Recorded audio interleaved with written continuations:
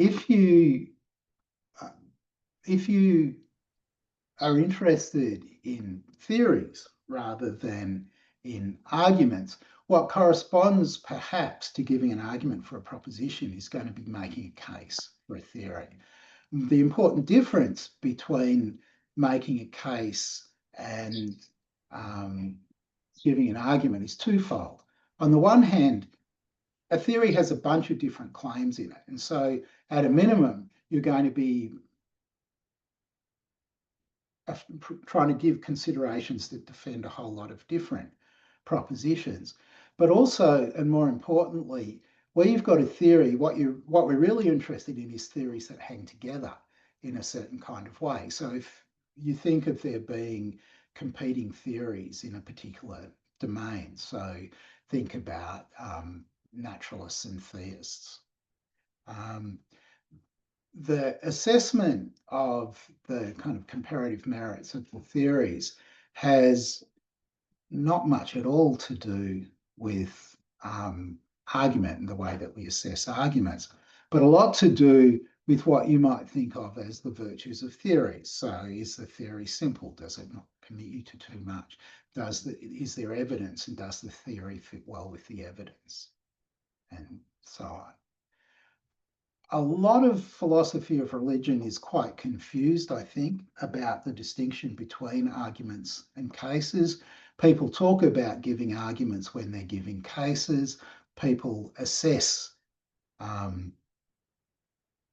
arguments sometimes, though not often, when in ways that in which really they should be assessing theories. More often, people assess theories in ways that are probably properly reserved for cases. People say things like, when you've got a view, you need to have an argument for it, and it's not clear whether by view they mean theory or argument. Sorry, theory, yes, but whether they mean a theory or an argument, and the requirements on those things are very different. Okay, so that's by way of background. The distinction between argument and case is not yet well recognized, or it's not widespread in philosophy of religion, but it's very important and will likely turn out to be useful for the discussion for today. Second thing, so I said I'd make some remarks about rationality. A lot of the discussion in philosophy of religion is couched in terms of what's reasonable, what's rational to believe, and terms like that. There are various complexities that arise here. One question is, if I say that it's reasonable to believe a claim, or that it's rational to believe a claim, do I mean that it's rationally obligatory, so you'd be irrational if you didn't believe it? Or do I mean that it's rationally permissible, so that you don't fall outside the bounds of reason if you happen to believe this thing, even though it's a controversial matter and people's opinions can differ?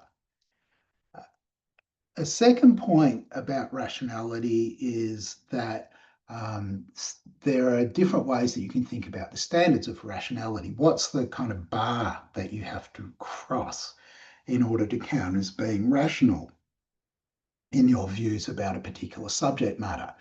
So one kind of idea you might have is that you do at least as well as the average person in your thinking and reasoning about this particular subject matter. That's enough to make you rational.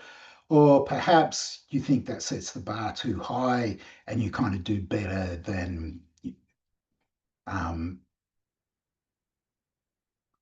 at least 5% of the population. Or maybe you think that's way too low, and to be rational, you've got to be doing better than 95% of people. So that's one way of thinking about a kind of standard for rationality. A different way of thinking about it would be to restrict the group. So to be rational in thinking about philosophy of religion, you've got to be doing about as well as 50% of philosophers of religion in that you're thinking about the topic and so on. So the kind of take-home point here is that if you start making claims about what it's rational and not rational to believe, you've got some work to do to help people to understand exactly what you've got in mind, permission or requirement, and what the standard is. Rationality is probably not, well, certainly not the only thing that you should be worried about when you're assessing positions in philosophy, philosophy of religion, or anything else for that matter. It would be better, I think, rather than talking about rationality, to talk about something like doxastic virtue. So, are you believing well when you form certain kinds of beliefs? And part of the reason for making the distinction here and insisting on talking about doxastic virtue rather than on rationality is that you can construe rationality as being aligned with something fairly narrow, like consistency. To be rational in your believing, you just have to be consistent in various ways. So you have to be logically consistent, probabilistically consistent, and things like that. Whereas to believe well, consistency is only one thing that you need. You also need to be well informed. You need to have accessed a reasonably wide range of evidence in order to believe well. So there might be a sense in which if you lock yourself in your room and you just sit in your armchair and you reason away, that you're doing quite well relative to those resources. But without evidence, without interaction with other people, it's very unlikely that your beliefs are going to be, if I can put it this way, competitive with the beliefs of people who are much better informed than you are. Of course, those two things, consistency and informedness, are still not enough. You need various other virtues in order to weigh evidence well, to respond to criticisms or to respond to conflicts where people believe differently from the way that you do, and so on. So that's a set of remarks about rationality. The third thing that I said I'd say something about is disagreement. So probably the single most obvious feature about philosophy of religion is that all the big claims in philosophy of religion are contested. I think that probably we could spread the net much wider than philosophy of religion. We could probably talk about philosophy in general and say what's characteristic of philosophy in general is that there's widespread disagreement about all the big claims. I'll come back to say some more about philosophy in a minute. Here I just want to focus on question about disagreement. So, and I want to connect this to the remarks that I made just before about rationality. If we've got some professional philosophers of religion arguing about a particular topic and they disagree with one another, we shouldn't suppose that the fact of the disagreement tells us that some of those philosophers of religion are just better at philosophy of religion than others. That, I mean, it doesn't matter who we think's right and who's wrong, but we just think that whoever's on the right side is clearly better at philosophy of religion than the people who are on the wrong side, whatever the wrong side is. Now, I think that this way of thinking about disagreement is unhelpful.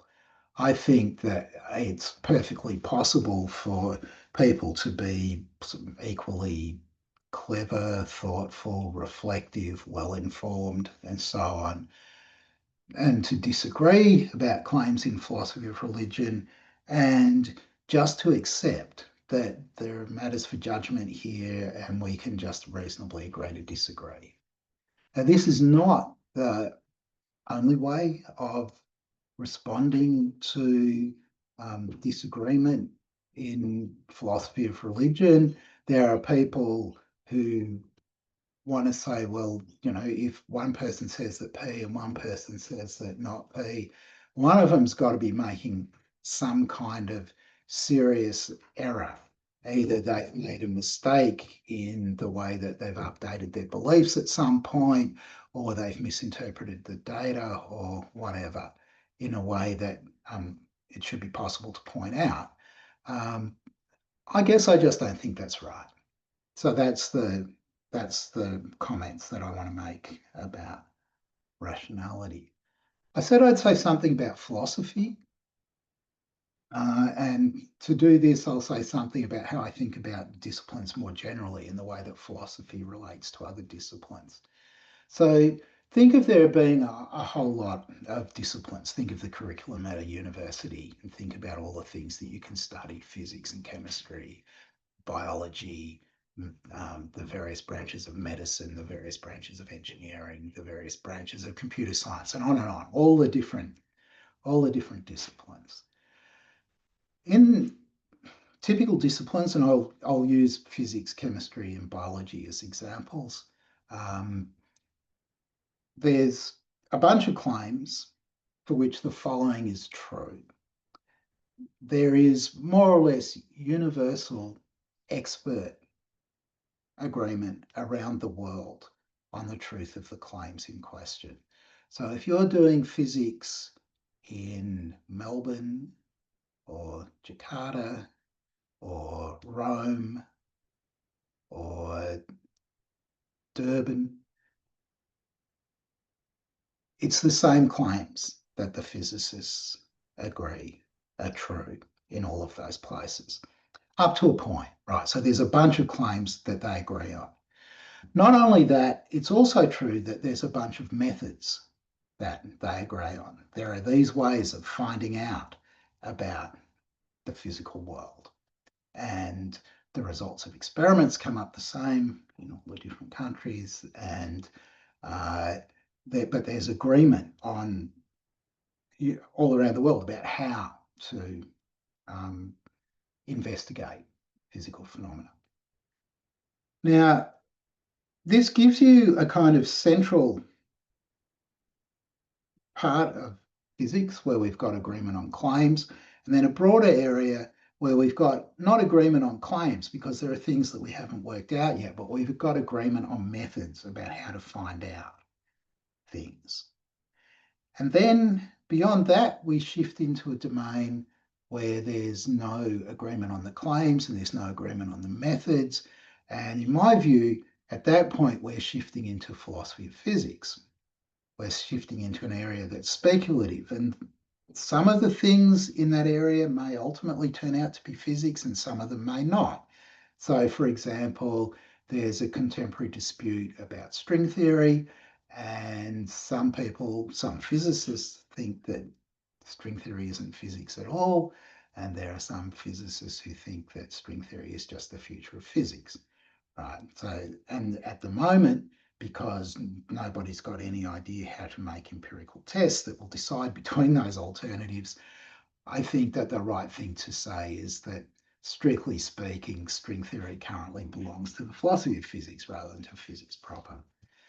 What I just said about physics goes for every other discipline. So for every discipline, there's a central core of stuff where there's expert global agreement. Then there's some further stuff where there's current contention about the claims, but there's agreement on the methods to be used to find the answers to those claims.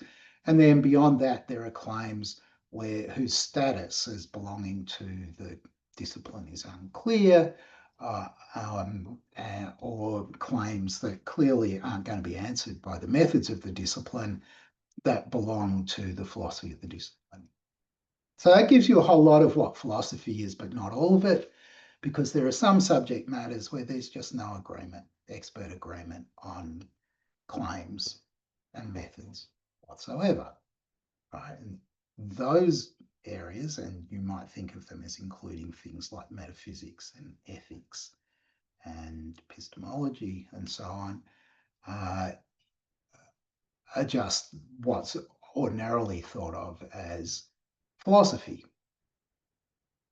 Right? So if you think about philosophy of religion, there's pretty much nothing, no claims in philosophy of religion on which there's expert global agreement.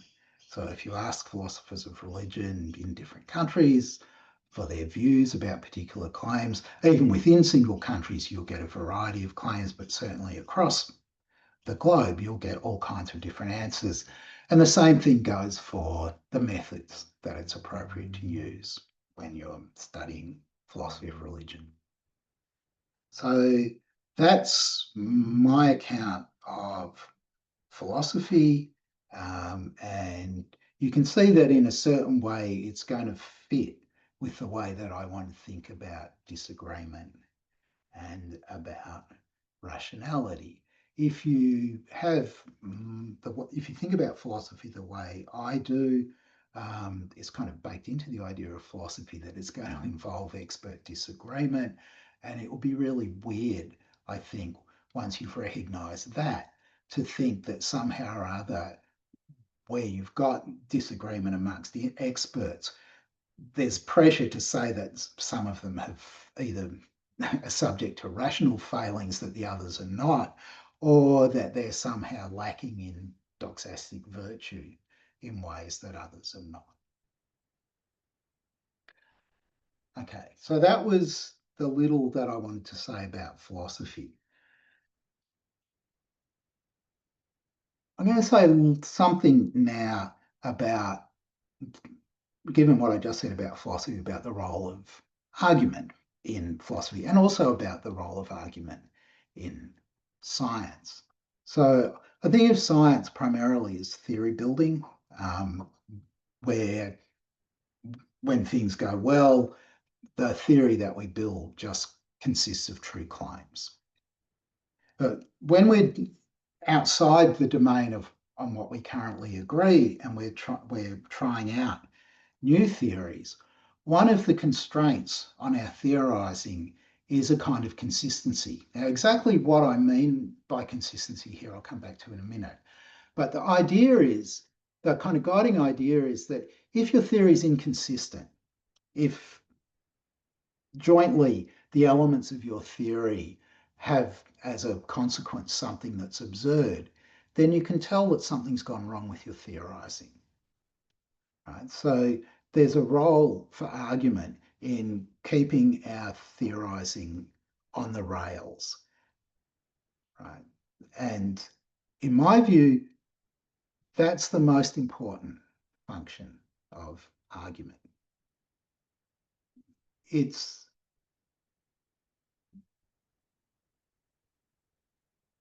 if you think about two people arguing, there's this function, your beliefs are inconsistent. I can see that they are, sorry, yeah, inconsistent will do. I see that your beliefs are inconsistent. I give you an argument that just shows that absurdity follows from your beliefs.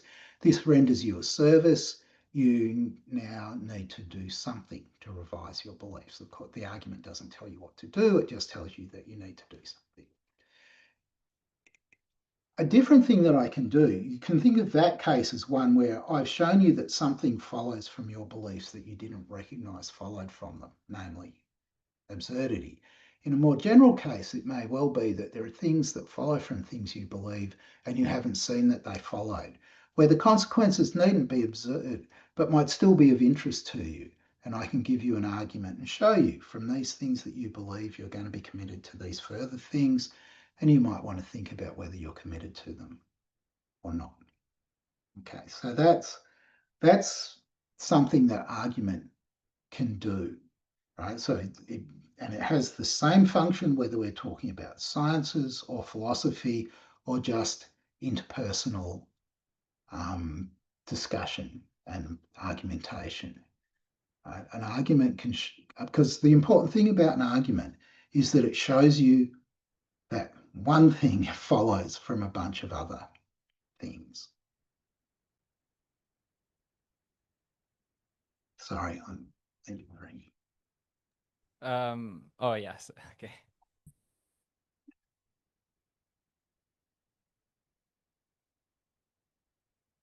Now, there are people who think that arguments can do much more than this, that you can use arguments to kind of extend knowledge or to show that other people should accept a certain conclusion. So, for example, we have lots of arguments for and against the existence of God. And there are some people who think that these arguments are successful, and so they show that everybody should accept that God exists or that God doesn't exist or whatever. I think I'll say it this way, I think that's very implausible.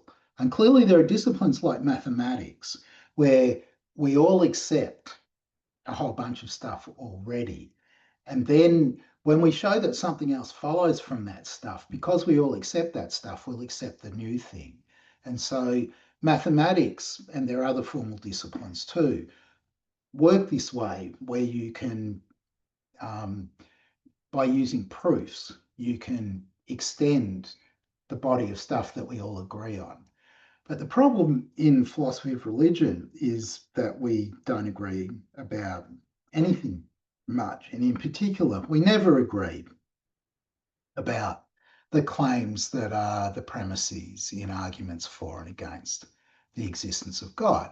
And so it's quite different. If we're kind of good at doing our derivations, we'll be able to show that absurdity follows from a certain set of claims, but that's it. We don't tell you which claim you have to give up. And so for any one of these proofs, so if you think, for example, about Mackey's famous proof, his logical argument from evil in his 1955 paper, he quite correctly points out that a certain set of claims are inconsistent. His inclination is to suppose that the claim that you should give up is that God exists, whereas theists have all thought, no, the claims to give up are the ones that say that there are no limits to what an omnipotent being can do, or that a good thing eliminates evil as far as it can.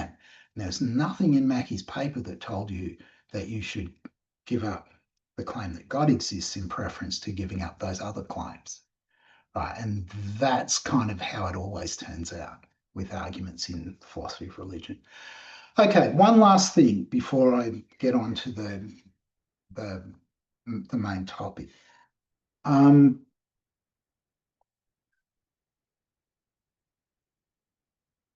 There is a question about consequences. There are several questions. One question is about the idea of logical consequence, showing, for example, that absurdity is a logical consequence of certain claims. That is something that's kind of familiar. If you've done introductory logic, you'll know how to do this for claims that you can formulate in classical logic, right? And in classical logic, contradiction counts as absurdity. But there are many different logics, and there are logics that tolerate contradictions. So it's important in order to frame this claim in a general kind of way, that we say that what matters from the point of view of logic is whether you can get absurdity as a logical consequence of the premises. A different question is about whether there's other kinds of consequence. So in the history of philosophy, people have talked about inductive consequence and abductive consequence and probabilistic consequence and so on. And it's true that if your view's probabilistically inconsistent or inductively inconsistent or abductively inconsistent, then that's a problem for you and you need to revise it as well. What's tricky is whether these really are different kinds of consequence, or whether actually there's only logical consequence, and what's going on in these other cases is just that we're giving ourselves some other premises that we don't normally bother to mention. So, for example, if I'm giving you a probabilistic argument and I say, if the probability of these things is high, then the probability of this thing is high, that looks like it's not a logical consequence. But if I put in some axioms from probability theory, I would turn it into an argument that was merely a logical argument. And so you might think that you could do this in the case of abductive arguments and inductive arguments, and you would reduce the numbers of the number of different kinds of consequence to one. This is a controversial question in the philosophy of argumentation. It's the question about whether we should be deductivists or not. That's the technical term that's used in the discipline. I'm not taking a stand on that, so I was just happy to start off talking about consequence and happy to frame any discussion that we have in terms of consequence. Okay, so that's what I wanted to say about propositions, theories, arguments, and cases, rationality, disagreement, philosophy and science, and the way that we think about the relationship between philosophy of science, and what to say about what arguments can and can't do. Now, what's the current state of philosophy of religion? Now I'll think in particular about the state of philosophy of religion in the United States, because the kind of philosophy of religion that I'm most interested in is mostly done there. So you might think that there's been a lack of progress in philosophy of religion, that and you might think that this lack of progress has gone on for a very long time. People have produced arguments for the existence of God and arguments against the existence of God. People have produced theories that are theistic theories of the world. People have produced naturalistic theories of the world. And over time, we've made no progress in reaching any kind of collective agreement about where the good arguments are or where the better theories are. And you might be kind of thinking that somehow or other, this whole activity of producing arguments and theories in connection with religious claims is a waste of effort or something like that. It doesn't lead anywhere. It simply doesn't produce agreement. And that might lead you to start making claims about the kind of tiredness of philosophy of religion or its exhaustion. It's been going on forever and it's simply not productive. Now, I think that to say those kinds of things is to make a certain kind of mistake. And that probably should be obvious from the way that I describe what philosophy is and what philosophy of religion is. So, philosophy of religion, we're looking at claims on which there isn't expert agreement, claims that are specific to religions, but there isn't expert global agreement on those claims. So, you think about all the religions of the world. They postulate different gods. You pick any claim that says that this particular God exists, and it doesn't get close to being agreed to by 50% of the world's population. It doesn't get close to being agreed to by 50% of the kind of experts in philosophy of religion. And the same is true if we look on the other side, people who say there aren't any gods. Again, there's nothing getting close to agreement on that. But this state of affairs doesn't seem to me particularly to be concerning. Maybe the right thing to think is that the production of the arguments is not very productive, though it can be, because whatever the the state of the believing of the relevant experts is. There are lots and lots of people who are very interested in philosophy of religion, but are not experts in philosophy of religion, for whom it will be helpful to say, no, if you believe that set of things, you end up in absurdity. And if you believe that set of things, you end up in absurdity. And we can all agree on the arguments. That is, all of the experts agree that certain arguments show that a certain sets of propositions are inconsistent. And so that can be a useful thing. But we shouldn't really be expecting, especially in light of the history, that philosophy of religion is somehow or other going to articulate a single universal theory of religion, that everybody is just going to, at least all the experts are going to say, yep, that theory's consistent, true, complete, and our work is done. Having said that, it's also worth remembering the history of other disciplines. So we'll go back to physics. Physics started off as natural philosophy. It was a bunch of speculation about the natural world. And the people doing the speculation mostly made bad guesses and had no ways of testing the theories that they were producing. Somewhere a few hundred years ago, we managed to start identifying some claims that are true, but also hitting on some methods that were useful in investigating the physical world. And what was once merely philosophy became physics, right? And there were similar things that happened for chemistry, biology, arguably for psychology, and so on. So there is still, I think, certainly a hope that if we keep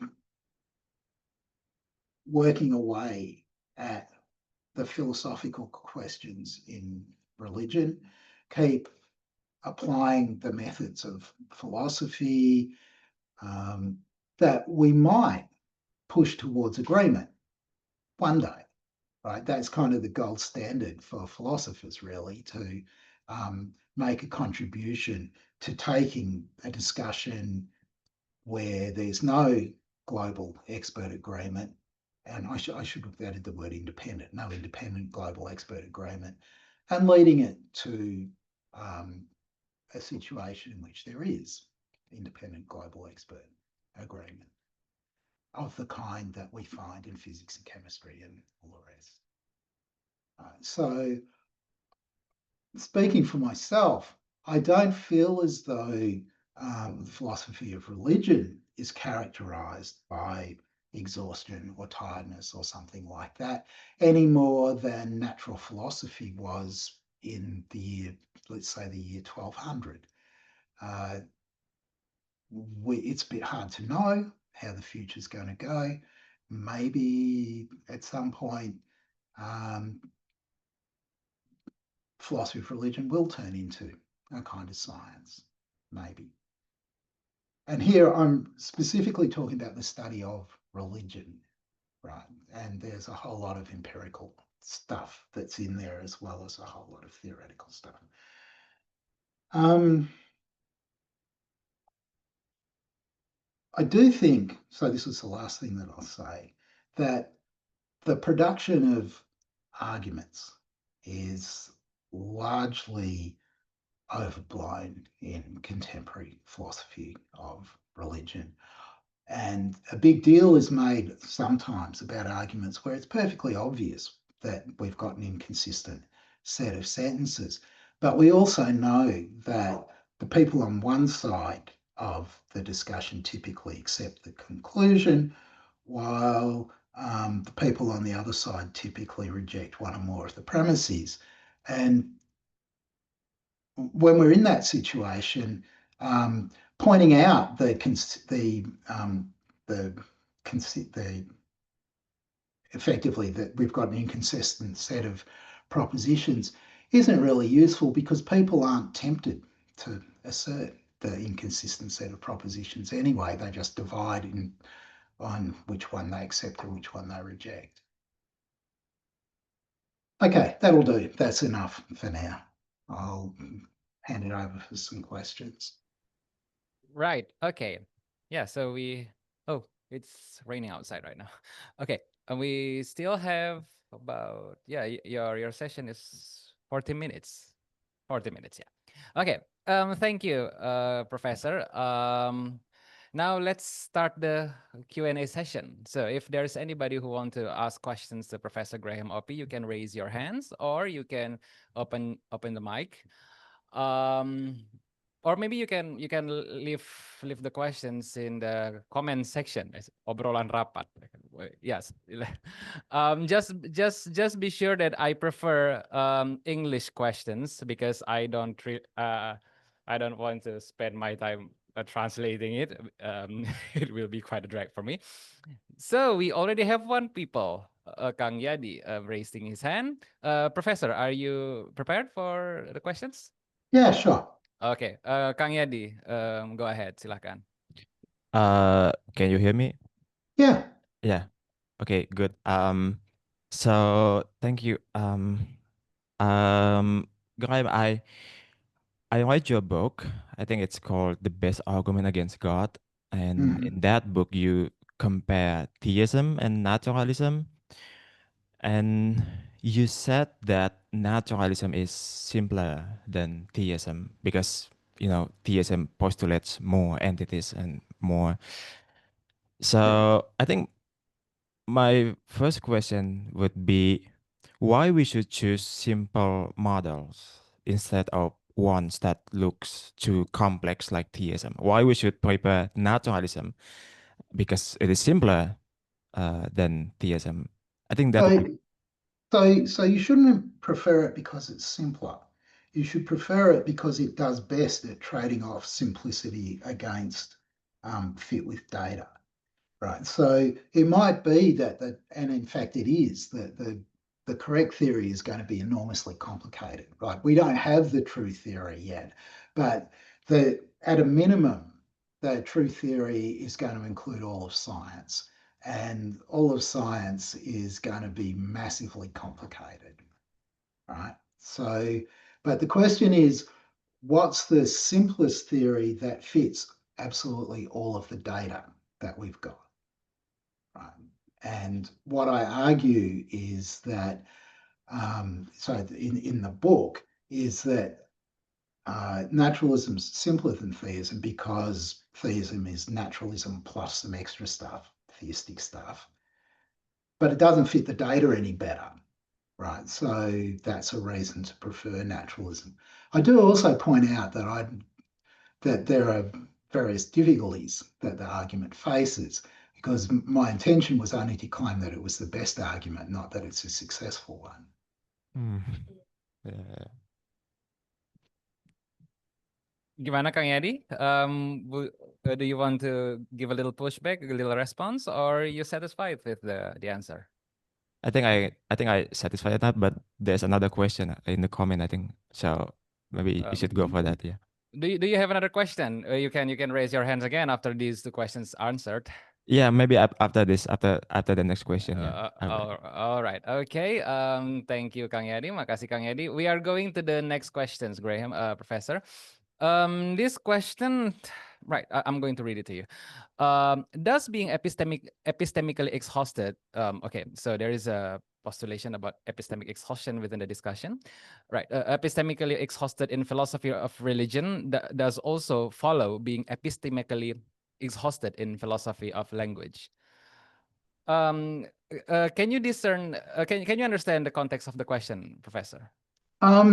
So yes, but so this is kind of interesting because while I think that in philosophy of religion, on the theoretical side, if you think about the contest between naturalism and various religious worldviews, we haven't got very far. You might think that philosophy of language over the past couple of hundred years has produced disciplines that are now relatively autonomous and independent. So I'm thinking of various parts of linguistics, for example.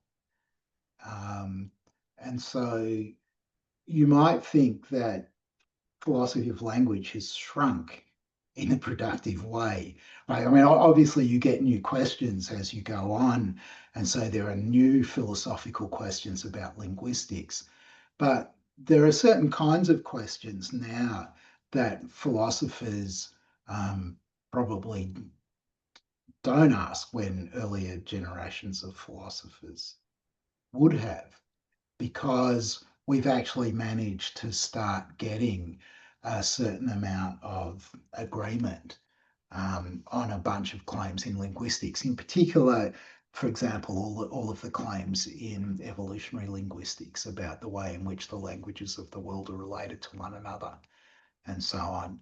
That would have been purely philosophical claims some hundreds of years ago.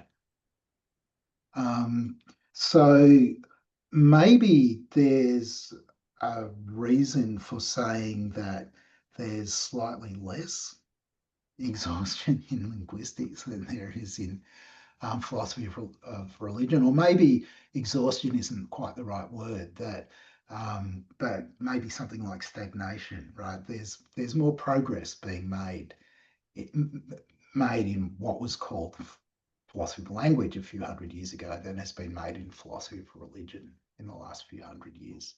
Maybe, right? Depends a bit what you think belongs to both of the subdisciplines, what's in philosophy of language and philosophy of religion. But I can see that you could kind of make a claim of that sort. Edo asked maybe a suspension of judgment rather than stagnation. What do you think about that? In connection with philosophy of religion? Maybe in connection with the exhaustion about the language. So it's an interesting question, because if you look at philosophy of religion, there's a lot of activity and there's lots of new things that get picked up. And so you might want to resist stagnation while still thinking that the kind of activity that there is doesn't look like it's pushing in the direction of securing something like universal independent global expert agreement.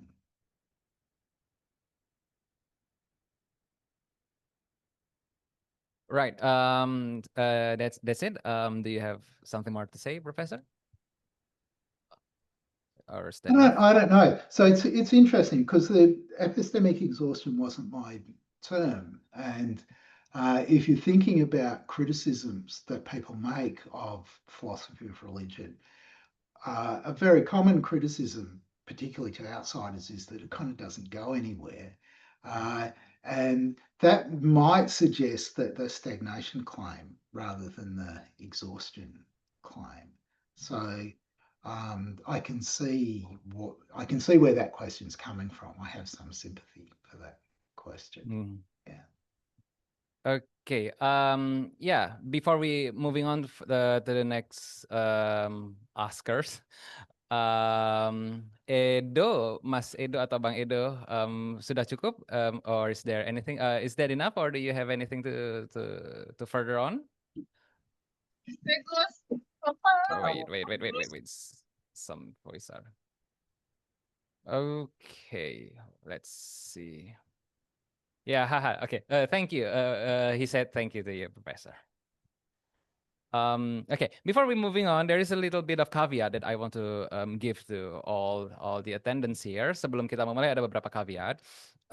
Epistemic exhaustion is not a term that Professor Graham ought be familiar with. It's with all due respect, it's the term that the title of the class. It's not necessarily his idea or his theory.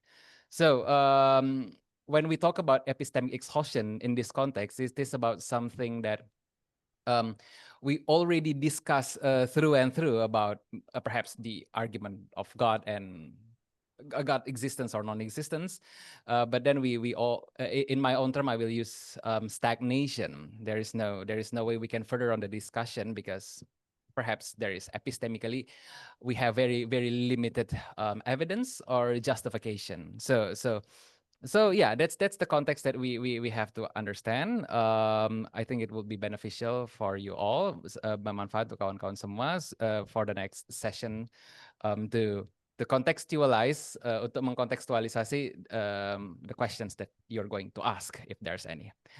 Okay, so for the next questioner, not asker ya, questioner, it's the more appropriate term. Okay, will the epistemic exhaustion, this is from Miss Rumaizah Abu Bakar, will the epistemic exhaustion look different in non-Western traditions, such as Islamic or Eastern philosophies, where revelation or mystical experience are valid epistemic sources? Okay, go ahead, Professor. You understand the question, right? Yeah, I do understand the question. I'm not sure that the traditions are so different, though. So certainly mystical experience and religious experience is very important to many. I guess in the West it'll be, well, historically it would have been Jews and Christians. These days the West is rather more mixed than it was. So again, but even if we're just focusing on Christianity, there's a lot of distinct mystical traditions in Christianity. So I'm not sure that there'd be a difference. Maybe what you're suggesting is something like this, that mystical experience is more common or it's more important in, say, Islamic traditions than in other Abrahamic traditions, but maybe similar to some Eastern traditions as well. So maybe some varieties of Hinduism, some varieties of Buddhism, and so on. And I'm not a student of comparative religion, so I'm not sure that I kind of have a grip on whatever data there is that would enable me to give a really good answer to that question. Okay, let me help the questioner with a little bit of summary of your answer ya. Jadi Profesor Graham Opie bilang bahwasanya beliau tidak cukup familiar dengan tradisi filsafat Islam atau filsafat Timur. Jadi beliau lebih banyak membahas tentang filsafat analitik di Barat. Jadi he said something along the line of he is not familiar. But if I can, okay, wait, there is a response. Okay, but if I can help you answer that, if the context of epistemic exhaustion is about the infinite regress of answers, because we really do not have anything more to say about the proof of God's existence, maybe I don't think, this is my own opinion, I don't think there would be any exhaustion in epistemology in discussing God's argument in this kind of theistic philosophy, because they already postulate the existence of God. So if we want to know something about things that we do not know unless we are a theist, they already have the answer. They just say, okay, the answer is God. That's the first thing I want to add. And the second thing is about mystical experience, because I'm an ex-member of mystical Islamic sect, so we treat mystical experience as a knowledge in itself, and we never justify it. We never try to make sense of it, and the knowledge that we have from from such experience would be at least a valid source of our knowledge of the existence of God. Maybe it could be summarized into a personal experience of God kind of argument, but still, it's in the mystical tradition, it's a valid knowledge. But I guess it's not necessarily Eastern or Islamic. I think most theistic philosophy, such as Christianity and many Western religion, really adhere to this kind of epistemic justification, if I can say so myself. What is your response with that, Professor? Is there anything you want to add? But so I actually thought of something else that I should have said, which is that if you're thinking about this over time, you might be thinking, well, the arguments about the existence of God really haven't changed very much in hundreds of years. But each generation of people comes to these issues and has to think about them for themselves. And so you might think that you're not going to have exhaustion so long as people care about the issues. And religious traditions, they're still very strong all over the world, and there are many different religious traditions, and most of them have associated, I'll call it philosophy that goes with it. So traditions of asking about and trying to justify the beliefs of whatever the particular religion is. So there are those kinds of reasons that would count against any sort of talk of exhaustion and or tiredness. And in a certain way, it counts against stagnation too. If each generation discovers for itself the same things that the last generation was doing, that's not really stagnation. It's more just a kind of repetition of the same. So anyway, that's just something extra. Okay. I believe Miss Rumaiza already. Oh yeah, she already said thank you to you, Professor. So we can move on to the next asker. Not asker of what? Questioner. Oh, sorry, I keep messing with that. All right. Kang Yadi said that he want to have another question to ask, but before he raised his hands, mungkin ada kawan-kawan yang lain yang mau bertanya. Maybe there is another friends here that want to ask questions. Mau nanya. He want to ask questions. Right. Silakan nanya.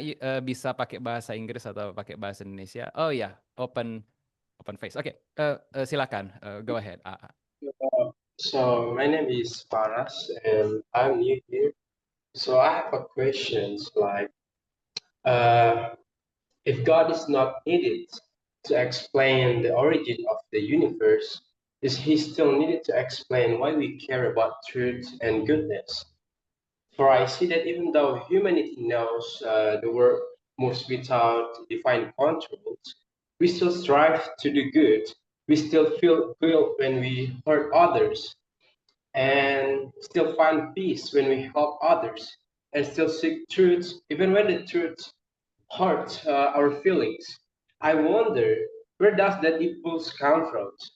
Is it merely a product of evolutions, a simple strategy for survival, or is there something deeper, something that cannot be measured by science and logic, something that perhaps still carries the fine shadow of God within the human soul?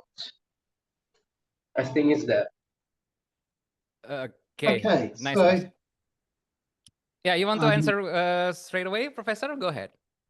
Yeah, well, I guess so. So there's the way. So one thing I didn't do at the beginning was to characterize what a theistic worldview looks like and what a naturalistic worldview looks like.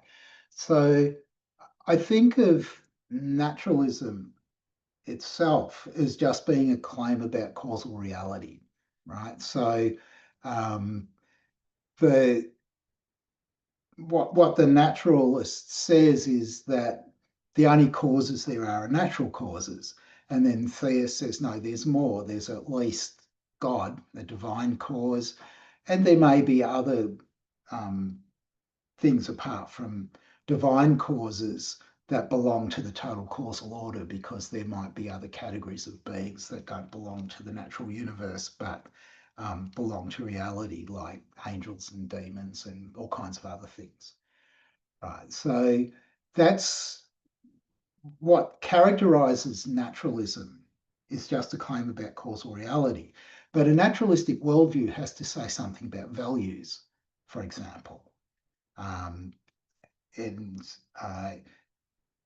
has to say something about mathematical truths, moral truths, other kinds of evaluative truths. And there's a question about how you put together the bit about causation and the other bits. Now, I'll start with maths because it's kind of what I think of as the easiest bit. It's not that there are numbers somewhere in the natural world that make true the claims of mathematics. When I say that 2 and 2 are 4, I say something that's true, but it's not that somewhere out there there's the number 2 and the number 4 and the addition function and the identity function, right? That's not how it works. What I think is just that 2 and 2 are 4 because it had to be that way. It's not that something made it that way. It couldn't have been otherwise. There's no way that reality could have been put together in such a way that 2 and 2 added up to something else. And what I want to say about at least some of the value claims is that they work the same way. It's wrong to torture children for pleasure. Full stop. It's just wrong. It couldn't have been otherwise. There's no way of putting the universe together on which that could come out to be true. So it's just a necessary truth, and you don't need anything to make it true. It just couldn't have been otherwise. Once you've got the kind of causal story and the story that I've just been telling about domains of necessary truth, and you've got evolution, then you get a kind of interesting interplay between them, because at a certain point, we become able to recognize mathematical truths. And when I say we, I mean animals. Way back, very early in our history. The reason why I say this is because it turns out recent work on parrots, for example, has shown that parrots have quite remarkable reasoning abilities with respect to mathematics, unexpected things that humans would never have guessed at, except for clever experiments that have been done, right? So you get in the course of evolutionary history, at some point, the parrot brain arises and is able to process information about mathematics, even though it's not anything to do with causal interaction with other things in the universe. It's somehow or other an ability to recognize necessary truths. And something similar, I think, is true for some of the moral considerations as well, in connection, not with parrots, but in connection with primates, where you can see kind of early versions of human morality playing out in primate troops. It's true that just as the mathematical sophistication of the parrots is not that high, the mathematical sophistication of the bonobos is not that high, but the moral sophistication of the bonobos is not that high, but they do have moral sensibility. Right. So on the basis of observations about parrots and bonobos and a bunch of other things, I don't think that it's at all implausible that our capacities to make mathematical judgments and moral judgments are evolved capacities. On the other hand, I don't think that there's a special ontology for either mathematics or morality. But you shouldn't make the mistake of thinking that somehow or other the mathematical sensitivities and moral sensitivities are responding to things that are in the causal order, right? That's, in my view, that's not how naturalists should think about the connection between the causal stuff and our ability to reason about the natural stuff and the moral stuff, the mathematical stuff and the moral stuff. I know, is that enough of an answer? I don't know. We have to ask the questioner. Mas AA, what do you think with the answer? Do you have something more to respond to? Or that's enough?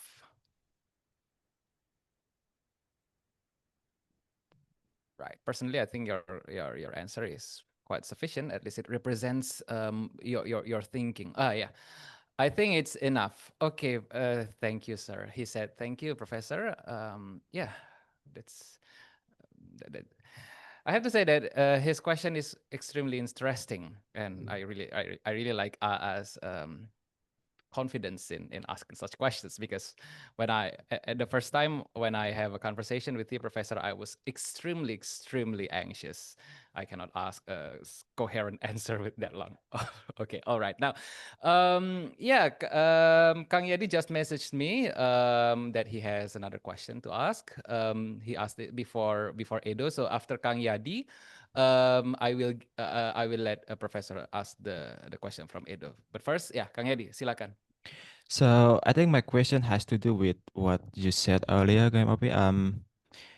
If I'm not mistaken, um, that answer seems to imply the position that I called non-natural moral realism. Is that right? Or I mean, are you a non-natural moral realist or? So, okay, so it depends how we're thinking about non-natural here, right? Because there's no non-natural ontology and there's no non-natural etiology to the believing either.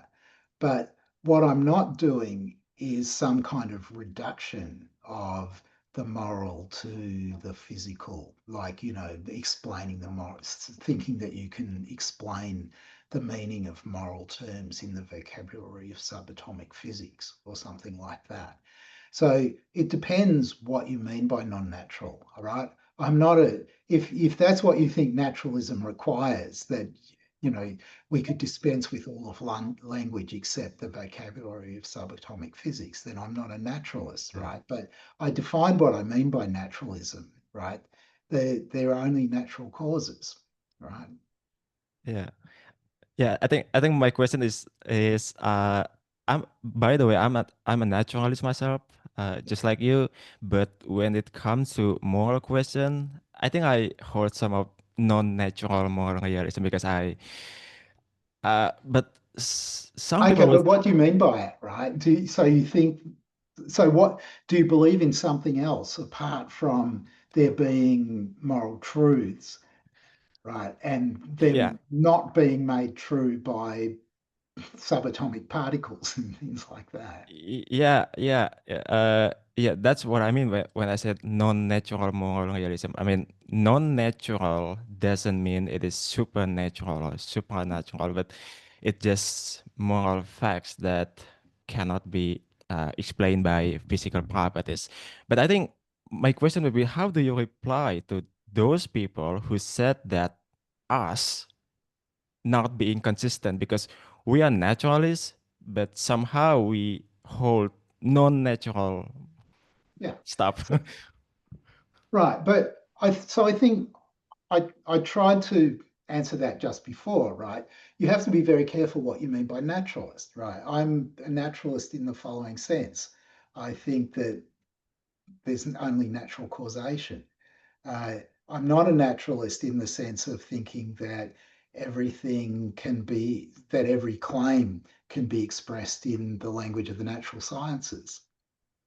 right? So you just don't have that kind of reduction, right? So, I mean, I agree with it. I mean, the other thing you said, that there's nothing supernatural, kind of requires now an explanation of what you meant by supernatural too, right? It's I think so. So what counts as natural? If yeah, right. So and that varies from by domain. I'm thinking that as far as as far as ontology goes, the natural things are all parts of the universe, right?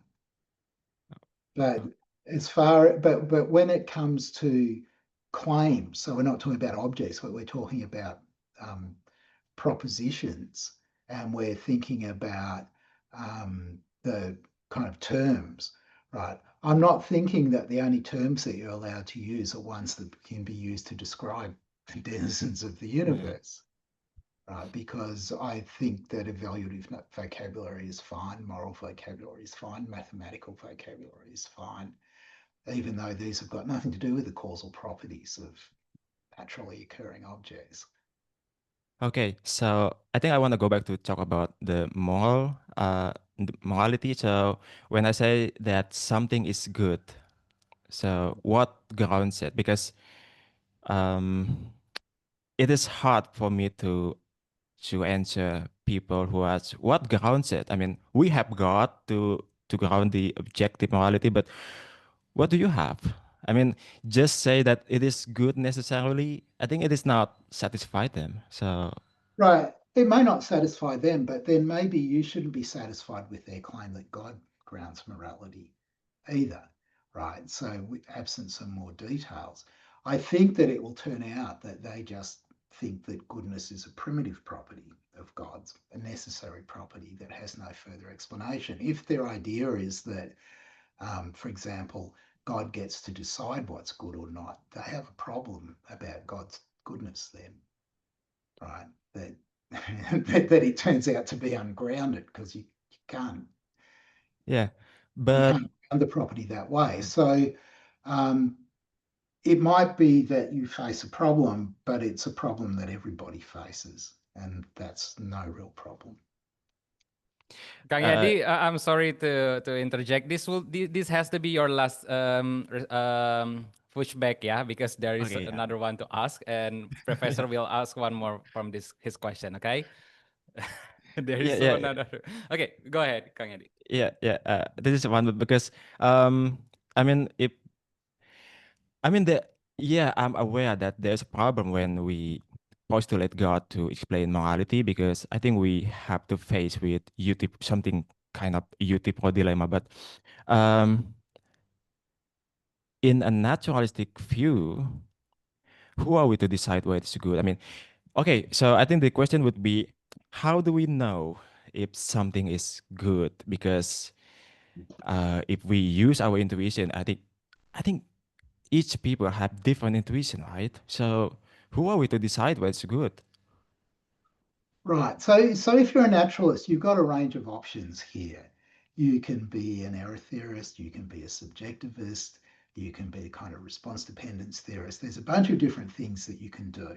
If you want to go um, um, to realist, moral realist, um, there's a question about how you connect the kind of our reactive attitudes to the claims about goodness. That's, I agree, is going to be kind of tricky. Um, but nonetheless, and I have to admit that I'm not a moral philosopher, right? That's not my specialization. But I'm still inclined to think that the kind of necessitarian version is going to be um, a good way to go. The bit that's really hard is twofold: identifying exactly which claims you want to say are necessary, and then working out how to connect those claims to the more familiar claims that we want to make. So I picked an example before, which I thought everyone would agree with, about something that is wrong to do. But I didn't think of that as a fundamental claim, and I really don't know how to formulate the kind of fundamental claim that I would ideally be appealing to in order to justify that judgment. So I agree, lots of work to do there. Yeah, thank you. But it's really been it's fun. Yeah, thank you for that. Yeah. Okay, thank you. That's a very excellent performance you got there, Kang Yadi. Yeah, and the question is very interesting as well. So the next questioner. We still have around 20 minutes for the discussion. So yeah, so it's still quite a long time. From Edo Joe again, he asked, Professor Opi, I haven't read your book yet, but I've got a question.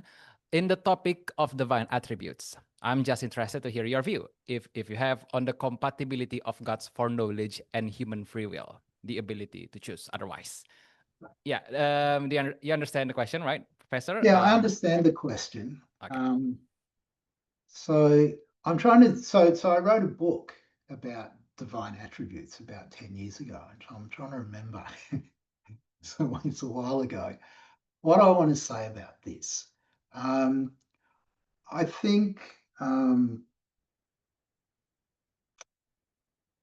whether there's any inconsistency between foreknowledge and freedom depends upon the mechanism by which the foreknowledge is gained.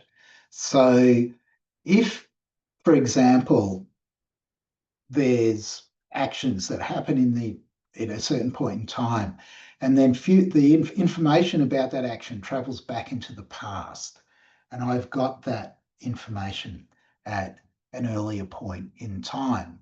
Do I have foreknowledge? Well, in one sense, yes. In one sense, no. I know about it at an earlier time, and you might think that that's enough for foreknowledge. But but nonetheless, the knowledge that I've got at the earlier time is consequent on what happened at the later time. In that sense, I'm not knowing about it in advance of the things happening, right? In the causal order, my knowledge is downstream rather than upstream. Now, if we think about God, depending on your views about God, you might not want to think that God's knowledge is causal, right? Because you might want to think that God, there can't be any causal influence back from the creation on God, right? If you allow that there could be, you could do this backwards causation thing and God could know what's going to happen in the future. But in a way, it wouldn't really be foreknowledge because it would be causally downstream. The action, God's knowledge would depend upon what happened. On the other hand, if you want God's knowledge to be independent, completely independent of what happens,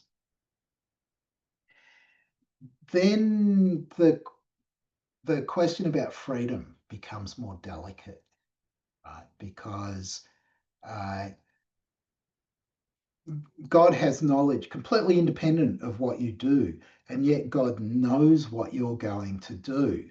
It looks as though, in the circumstances that you're in, had you done something else, God wouldn't have known what you were doing, right? Because there's no information going back in that direction. So I do think that there's a kind of delicate question about foreknowledge and freedom if you're going with the kind of could have done otherwise conception of freedom. For example, if you look at St. Thomas Aquinas, it's not clear that he's really got a could have done otherwise conception of freedom, that he's not interested in securing that kind of notion of freedom for us. And so it's not clear, at least on some kinds of Christianity, whether there's really a problem, because but this does kind of depend on your being prepared to accept some kind of relatively compatibilist view of freedom, some kind of view where you couldn't do otherwise, but nonetheless you acted freely. as in classically in the case of determinism. Sorry, I mean physical determinism. So you might have a kind of divine determinism. Okay, is that enough by way of answer? Okay. He asked the next question about Yeah. we can agree upon that God's foreknowledge cannot be false. Okay. Cannot be. Even cannot be false. So it has to Yeah. be true necessarily, even if it is not causal. Even if it is not causal, is it still somehow determines our action? So suppose I know you really well, and I know that you're going to be offered a choice between having a cup of tea and a cup of coffee. And I know, never mind what the real facts are, that you love tea and you hate coffee. So I know that you're going to take the cup of tea. It doesn't determine what you do, right? So foreknowledge doesn't, just knowing the truth about what you're going to do doesn't in any way impair your freedom. And my knowing about it in advance doesn't impair your freedom either.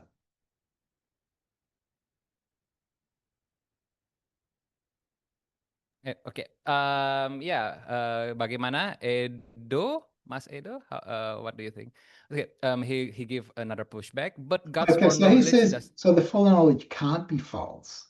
But it's still not obvious that it impairs your freedom, right? I mean, so maybe it turns out in this particular case that I know what you're going to do, right? If I know it, then it's true, and I can't know what's false. So I can know what I know. I can know that you're going to choose the tea, but that doesn't impair your freedom. Now you might say, I didn't really know it, but it seems like it's perfectly possible that I could. So Yeah. What do you think, Edo? Mas Edo, about Professor's answer, or do you want to give another pushback, or it's sufficient for you? That's it's a very good question, I think. Okay, I think it suffices. Thank you, Professor. Yeah, that's a very good question, Edo. Very cool questions. Yeah, there is no questioner as of now. I just want to put some perspective about the questions that Edo's asked. He said it is very interesting, at least for myself. He said that we can agree upon that God's foreknowledge, even if it is not causal, it still somehow determines our actions. I don't know whether this is a discussion that already been discussed in the philosophy of religion circles, but yeah, I have a trivial question for you, Professor. Does causality caused by divine foreknowledge, or does causality, does causality caused by divine foreknowledge, or does divine foreknowledge caused by causality? I mean, how do I put it into words? Let suppose that God created a law of everything, that a causal law that makes existence and the natural world to happen. Does God knows it first that there will be a causality and the universe that's going to happen after that, or because of there is a causality and everything that happened after that, that God foreknowledge become exist? It's more of a theological question, but what do you think about such question, Professor? So I think Aquinas's view was that God knows what happens because God causes it. So God knows through causing. Okay, God knows through Yeah. causing. But there's a different view that you might have, which is that and by that I mean God creates everything, past, present, and future. God knows it all through this single divine act of creation. A different view that you might have, which is not Thomistic at all, but a kind of open theistic view, would be God makes the initial state and the laws, and then things are going to run along. Now, if God makes deterministic laws, God knows what's going to happen now, but not through making everything, but just through making the initial state and the laws, and then being able to, infer from that what's going to happen. If on the kind of open theistic view, the evolution of state's indeterministic, and so God doesn't know what's going to happen. God makes the initial state and the laws, and it's going to evolve somehow, and God has to wait until information comes back from the creation to know how it turns out. Right? So there's a range of different views that different kinds of theists take about this sort of case. Yeah, but that would be strange. Oh, I see where this is going. It could be that God somehow depends on us, but that would be strange. No, that's the. But that's exactly right. Yeah, that would be strange. It's not God, but God's knowledge depends upon what we do, right? And for Thomists, that's not acceptable, right? God's impassible, not able to be affected by us. In particular, God's knowledge can't depend on what we do. But for the open theist, it does, right? So there's Protestant traditions where that's thought to be just perfectly acceptable. Getting back to my question, I think there is a hierarchy of omnihood that I want to propose here.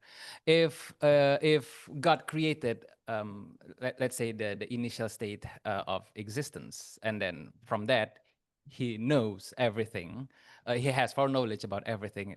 I think that implies that his um all powerful. Yeah, omnipotence. Yeah, his omnipotence precedes his all knowing. What Omniscience, right? yeah, so yeah, his omnipotence precedes his omniscience. um I think it's supposed to be that those omni character are supposed to be in the same time, if you get what I mean. It's not some the omni precedes another omni. Maybe it's just the limitation of our language. We cannot construct a language that not hierarchical. But yeah, what do you think about it? So this is interesting. On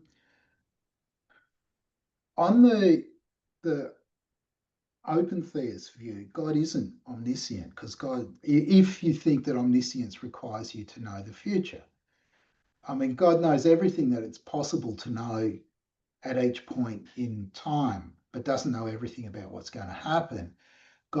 You might think God's on this view is still omnipotent, but then again, you might think, well, he can't answer all questions correctly, because he can't answer all the questions about the future correctly, so he isn't omnipotent either.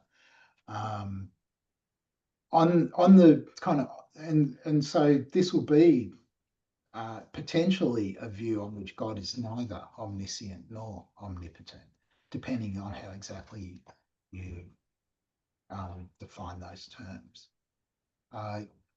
On views on which God's omniscient and omnipotent, you might think that there isn't any relation of precedence between them, for the reason that I just gave when I just snapped in there, right? That omnipotence just entails omniscience. Yeah, I get it. Yeah, Edo also gave quite the same response, and he's right in saying this. Can I say in an abrupt way that God creates the world with? Yeah. That's correct.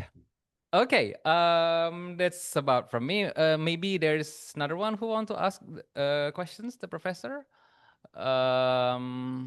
We still have around. Let's see, the rundown said, if I'm not mistaken, it's 11.55, 11:50 waktu Indonesia Barat, Western Indonesian time.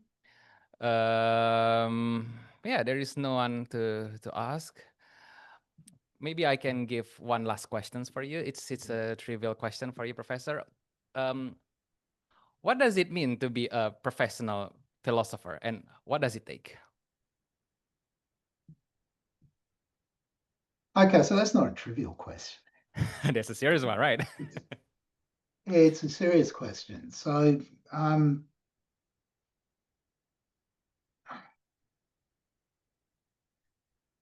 what does it mean? Well, it means that you work, I think it means you work in university, and that a whole lot of things come along with that. So you're a teacher, you're a researcher, you're probably an administrator, you probably have responsibilities to various constituencies outside the university as well. Um, so that you do things like the talk that I'm doing at the moment. That's just part of what's required in my job, right? So that would be an answer to that half of the question. But your question was in two bits. One bit was what does it mean, and the other bit was What does it take? what does it take?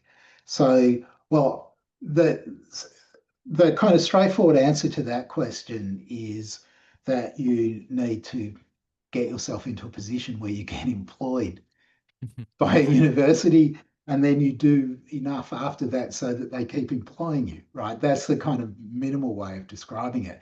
Now, what it takes to get into the position to be employed is long and arduous, because you won't, I can't think of anywhere in the world. Well, actually, maybe this is not quite right. I'll say it and then I'll qualify it the way that I know that it's not quite right. You need a PhD in philosophy to get employed at a university to teach philosophy. Now, that's not quite right. I've supervised a couple of graduate students from Malaysia who were already employed in universities, and the universities wanted them to upskill and get PhDs in order. Malaysian Yeah, in Australia. yeah.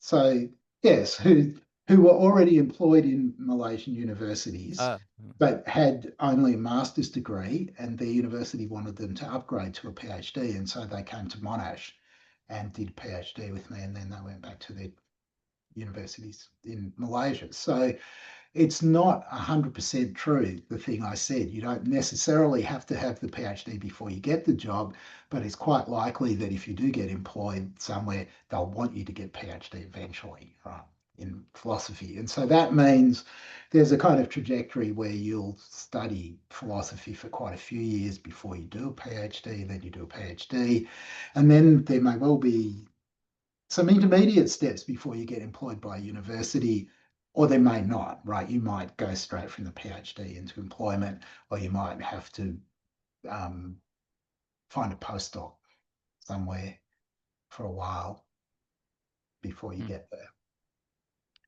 Okay, right. Yeah, I'm asking that because I'm curious. I don't want to become a professional philosopher, especially employed by university. I consider myself a Diogenes type of philosopher, minus the Yeah, uncool right. stuff that he did. So that's I mean, the other thing that I could have said was that's one way of thinking about professional philosophy. But for people who do philosophy, whether they do it to undergraduate level or to master's level or PhD level, end up doing all kinds of different things. And you can become a public philosopher these days in various different ways. So there are people like A.C. Grayling, who for a while made a living out of writing books, and then he started up this independent academy that he taught at. But then there are other people who just run YouTube channels and use Patreon to support themselves. That's another way of being a public philosopher these days. You could become a journalist. You could you could become a comedian. Maybe then you won't advertise the fact that your background was in philosophy. But there are lots of comedians who do very well who actually were philosophy students in an earlier stage of their lives. Yeah, So yeah. Ricky Gervais comes into my mind with that. yeah, but there are lots of others. There are lots of other examples. Oh yeah. Edo also added Bruce Lee is a philosophy undergraduate. Oh yeah, that explains his his thoughtful words. Yeah. Right. Thank you, Edu. Thank you, Kang Edi, and thank you, others. You really, your participation is really valuable to the conversation here. But I'm afraid we have to end the discussion right now.